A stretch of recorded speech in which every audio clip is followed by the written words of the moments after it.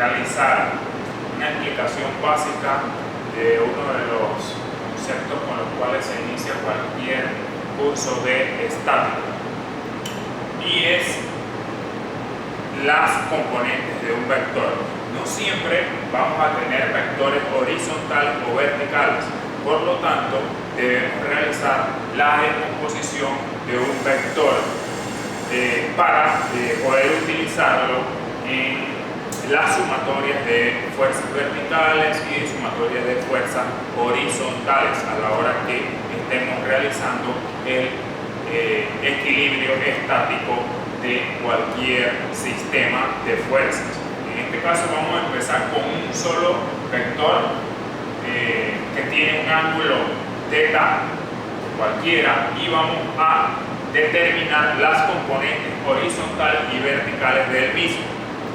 Ok, lo primero que debemos realizar es dibujar las componentes propiamente dichas, ¿verdad?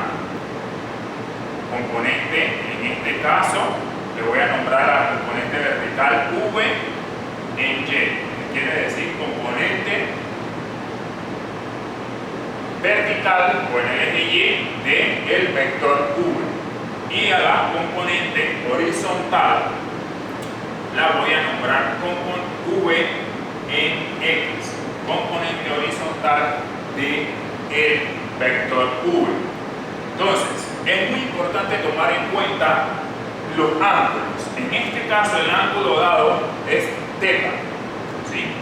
Entonces, si el ángulo dado está en este sector, entonces yo voy a utilizar las funciones trigonométricas que se ajusten a ese ángulo, ¿sí?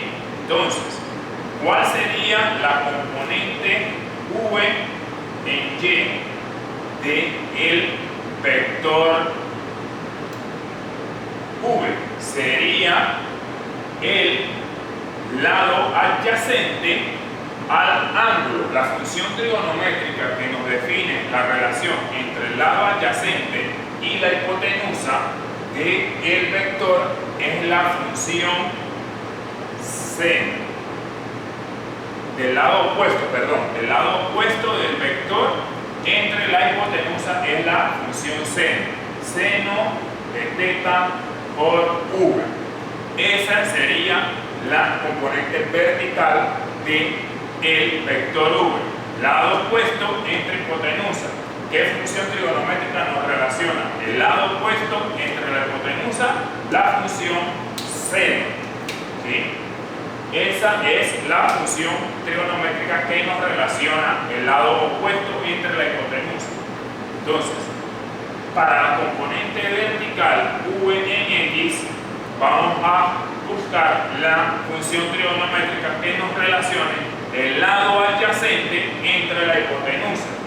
La función que nos define el lado adyacente entre la hipotenusa es la función coseno. Entonces, para este caso, este vector dado, la función coseno nos relaciona la fuerza horizontal de este vector o la componente horizontal de este vector entre la hipotenusa. De esa manera obtenemos las dos componentes del vector V, siempre y cuando el ángulo dado esté en este vértice. A continuación, vamos a realizar otro cálculo con el vector, con el ángulo dado, suponiendo que el ángulo alfa, que sea en el vértice superior. Vamos a borrar esto aquí y vamos entonces a buscar las componentes según el ángulo alfa dado. Vamos a suponer que ahora el ángulo alfa es el ángulo que conozco. Bien, voy a borrar esto. ¿Sí? Entonces, el ángulo alfa está en este vértice.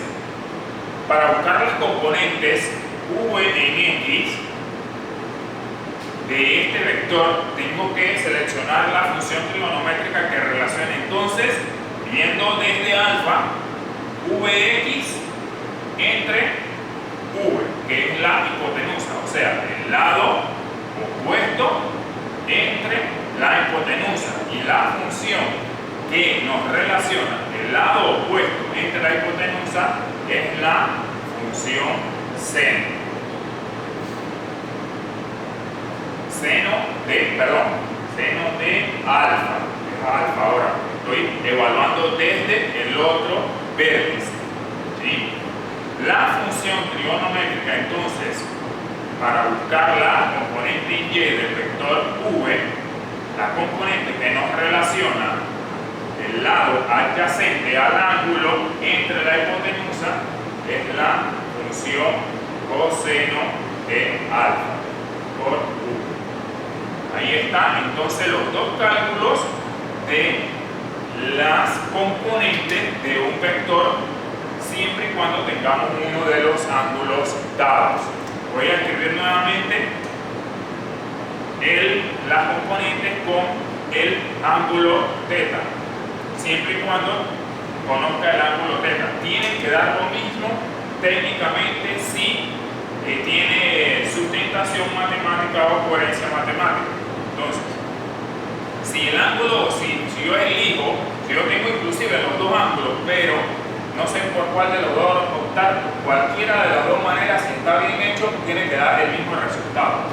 Entonces, si yo elijo θ, las componentes en x, v en x, será el coseno de θ por v. Y la componente en y, como lo habíamos buscado anteriormente, será el seno de θ por v, porque es el lado opuesto. Esto pareciera diferente, pero es matemáticamente lo mismo, porque el ángulo es diferente.